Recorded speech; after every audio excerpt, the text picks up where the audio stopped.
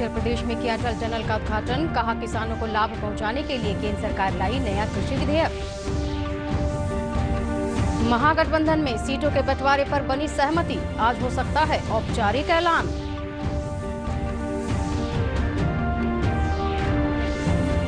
NDA में सीटों के तालमेल पर अभी तक नहीं हुआ फैसला। लोजपा प्रमुख चिराग पासवान आज ले सकते हैं महत्वपूर्ण निर्णय। और चुनाव आयोग ने कसा शिकंजा। चुनाव खर्च का ब्यौरा नहीं देने वाले 27 नेताओं के चुनाव लड़ने पर लगाई रोक। नमस्कार, मैं हूं रश्मि वात्स्यायन और अब समाचार विस्तार से। प्रधानमंत्री नरेंद्र मोदी ने हिमाचल प्रदेश में विश्व की सबसे अधिक ऊंचाई पर बना अटल टनल राष्ट्र को समर्पित किया। हिमालय की दुर्गम पहाड़ियों को काटकर बनाई गई यह सुरंग समुद्र तल से 3060 मीटर की ऊंचाई पर स्थित है। मनाली को लाहौल स्पीति घाटी से जोड़ने वाली अटल टनल दुनिया की सबसे लंबी सुरंग है, जो लगभग 9 किलोमीटर लंबी है। इस सुरंग के खुल जाने से हिमाचल प्रदेश के कई ऐसे इलाके जो सर्दियों में बर्फबारी के चलते बाकी क्षेत्र से कट जाते थे, वो पूरे साल संपर्क में रहेंगे। उद्घाटन के बाद आयोजित सभा को संबोधित करते हुए श्री मोदी ने कहा कि आज हिमाचल प्रदेश के लोगों के साथ ही पूर्व प्रधानमंत्री अटल बिहारी वाजपेयी का सपना साकार हो गया। अक्सर लोकार्पण की चकाचौंध में वो लोग कहीं पीछे रह जाते हैं जिनके परिश्रम से ये सब संभव हुआ है।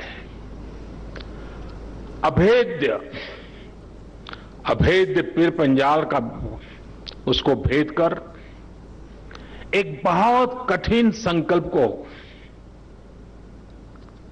आज पूरा किया गया है। इस महायज्ञ में अपना पसीना बहाने वाले, अपनी जान जोखिम में डालने वाले मेहनतकश जवानों को, इंजीनियरों को, सभी मजदूर भाई बहनों को आज मैं आदरपूर्वक नमन करता हूं। आयोजित उद्घाटन समारोह में प्रधानमंत्री नरेंद्र मोदी ने कहा कि किसानों को लाभ पहुंचाने के लिए सरकार नया कृषि विधेयक लेकर आई है, जिसका विपक्ष बेवजह विरोध कर रहा है। उन्होंने बिहार की बात करते हुए कहा कि कोसी महासेतु का काम भी तेजी से किया गया। अभी हाल ही में कोसी महासेतु का लोकार्पण किया गया है। हमें सरकार में आने के बाद कोसी महासेतु का काम भी हमने तेज करवाया। अब से कुछ दिन पहले ही कोसी महासेतु का भी लोकार्पण किया जा चुका है। साथियों, देश के करीब करीब हर हिस्से में कनेक्टिविटी के बड़े बड़े प्रोजेक्ट्स का यही हाल रहा है, लेकिन अब ये स्थिति बदल रही है और बहुत तेजी के साथ बदल रही है। बीते 6 वर्षों में इस दिशा में अभूतपूर्व प्रयास किया गया है। विशेष रूप से बॉर्डर इंफ्रास्ट्रक्चर के विकास के लिए पूरी ताकत लगा दी गई है। इधर उद्घाटन कार्यक्रम में उपस्थित रक्षा मंत्री राजनाथ सिंह ने कहा कि अटल टनल का शुभारंभ होते ही इस क्षेत्र में पर्यटन के साथ रोजगार को बढ़ावा मिलेगा। आगे श्री सिंह ने कहा कि यहां बिहार के लोग भी अधिक संख्या में रहते हैं, जो दस्तकारी में पारंगत माने जाते हैं। पर्यटन बढ़ेगा तो इस क्षेत्र में रहने वाले बहुत सारे लोगों को रोजगार उपलब्ध होगा। इस क्षेत्र के संबंध में हम यह भी जानते हैं कि यहां पर जो आदिवासी भाई हैं वह दस्तकारी की कला में बड़े ही पारंगत माने जाते हैं। स्वाभाविक है, कुछ महीने तक जो ऑल वेदर कनेक्टिविटी न होने के कारण वह शेष भारत से कटे रहते थे, अब अपने दस्तकारी की चीजों को वह केवल हिमाचल प्रदेश ही नहीं बल्कि देश के किसी भी भाग में ले जा सकते हैं और वो अपना वह व्यापार बढ़ा सकते हैं।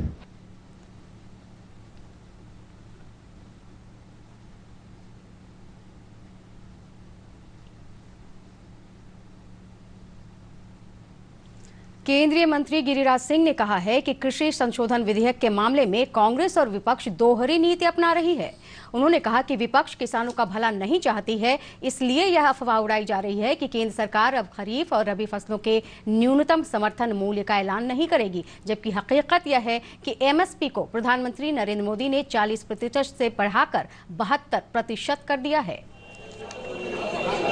खरीद केंद्र 34,000 से बढ़ा करके 66,000 खरीद केंद्र ले गए और प्रोक्योरमेंट भी हमने, अगर आप देखेंगे तो कुल अनाज 9 से 4 में 14 में 3,76,359 करोड़ के खरीदे थे और 14 से 19 हमने 6,97,645.53 करोड़ खरीदा।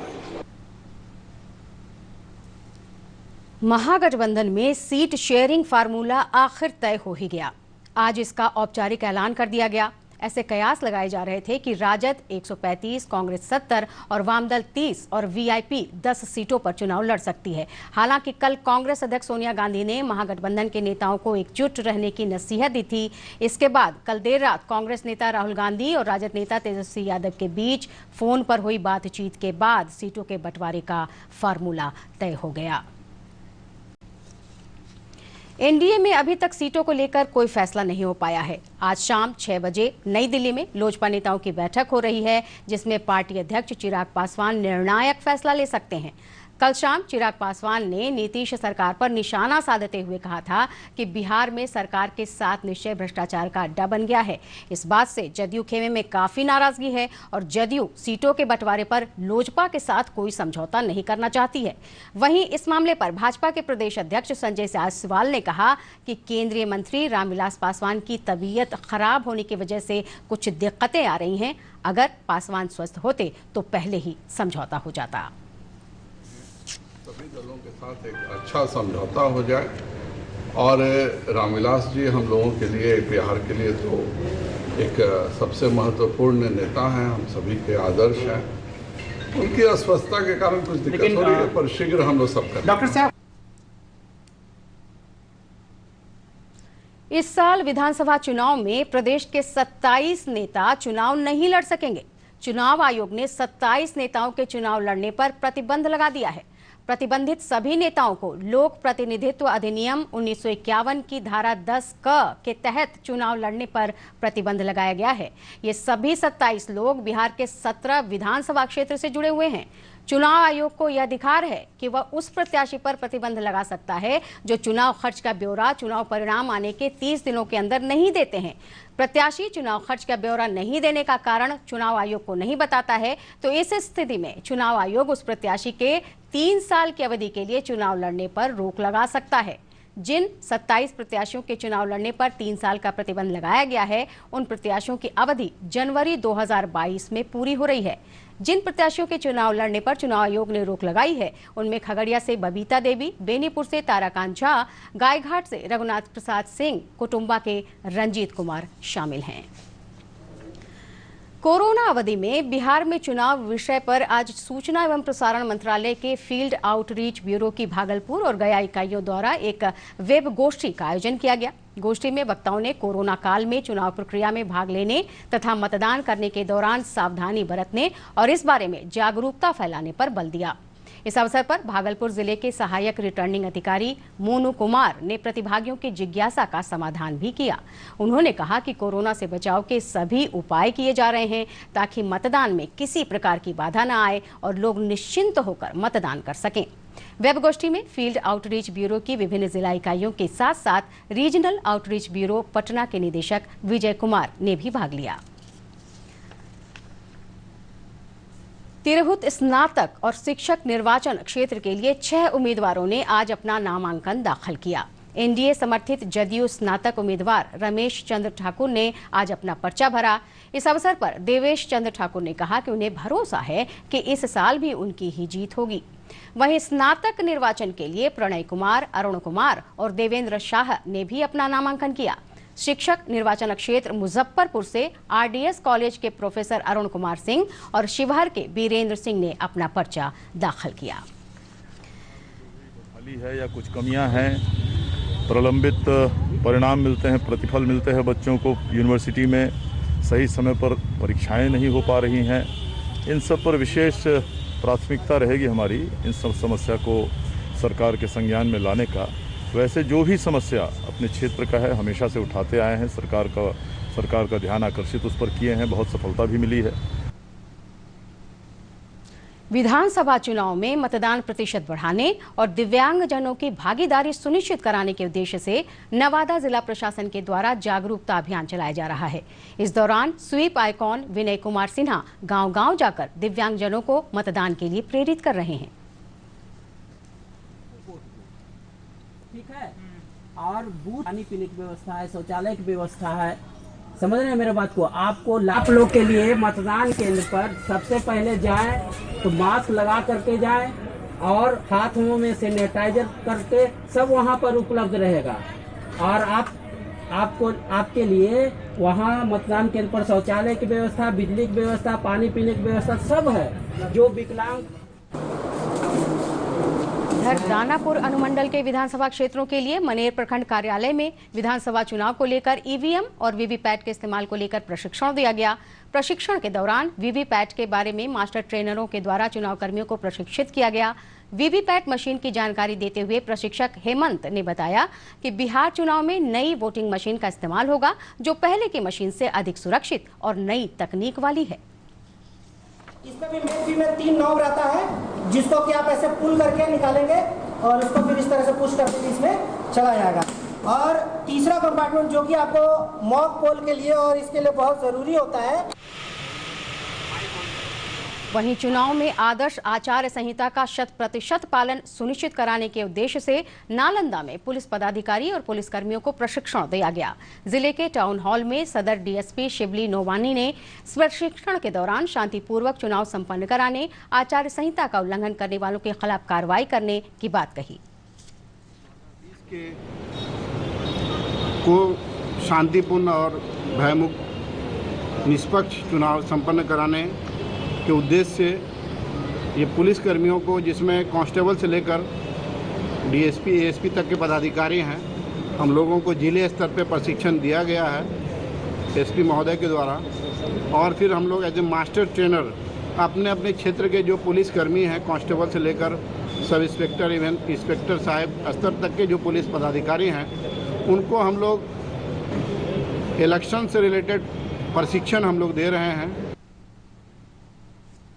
पटना के संजय गांधी जैविक उद्यान में आज वाइल्ड लाइफ सेलिब्रेशन मनाया गया। इस कार्यक्रम के तहत वनकर्मियों ने अपने हुनर से दर्शकों को प्रभावित किया। पटना जू के निदेशक अमित कुमार ने कहा कि पूरा विश्व आज वाइल्ड लाइफ सेलिब्रेशन मना रहा है। इसी कड़ी में सोशल डिस्टेंसिंग का पालन करते हुए इस कार्यक्रम का आयोजन किया गया है। इसको पकड़ना और धामिन पकड़ने में बहुत फर्क है। अब उठाइए यहाँ से पकड़ करके, वो नहीं, वहां से चलिए। अब कौन आएगा देखो करने का? कोई भी धामिन बहुत पावरफुल होते हैं बॉडी से, इसलिए तुरंत पलट जाते हैं, पर ये इसको थोड़ा सा दिक्कत होता है, बड़े सांप है और बॉडी में उतना ताकत नहीं होता है। तो इस तरीके से आप सांप पकड़ते हैं, सेम पाइप और बैग टेक्निक। 2 अक्टूबर से लेकर 8 अक्टूबर तक अंतर्राष्ट्रीय वन्य प्राणी सप्ताह के रूप में पूरे वर्ल्ड में इस वीक को मनाया जाता है। और इस दरमियान काफ़ी कार्यक्रम पूरे इंडिया में फॉरेस्ट डिपार्टमेंट के द्वारा अलग अलग फॉर्म्स में किए जाते हैं। और जो भी इससे एसोसिएटेड एक्टिविटी से एसोसिएटेड लोग हैं वो अपने ढंग से मनाते हैं। और चूँकि अभी हम लोग कोरोना काल से गुजर रहे हैं तो बहुत सारे रेस्ट्रिक्शंस हैं, जिसमें लिमिटेड संसाधन में ही या सोशल डिस्टेंसिंग को फॉलो करते हुए हम लोगों को ये कार्यक्रम करना था। तो ये काफ़ी इंटेंसिव प्रोग्राम होता है, लेकिन चूँकि इस बार कोरोना है तो ज़्यादातर प्रोग्राम्स लाइव ही होंगे। और जो भी हैं तो उसको लाइव दिखाया जाएगा। वर्चुअल टूर या मूवी या शो जो भी हैं उसे हम लोग लाइव दिखाएंगे। और अब अंत में मुख्य समाचार एक बार फिर से।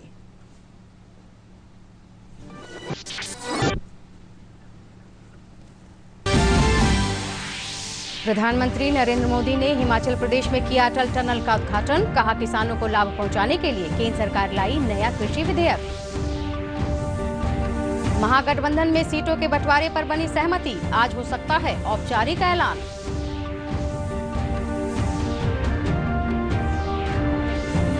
एनडीए में सीटों के तालमेल पर अभी तक नहीं हुआ फैसला। लोजपा प्रमुख चिराग पासवान आज ले सकते हैं महत्वपूर्ण निर्णय। चुनाव आयोग ने कसा शिकंजा। चुनाव खर्च का ब्यौरा नहीं देने वाले 27 नेताओं के चुनाव लड़ने पर लगाई रोक।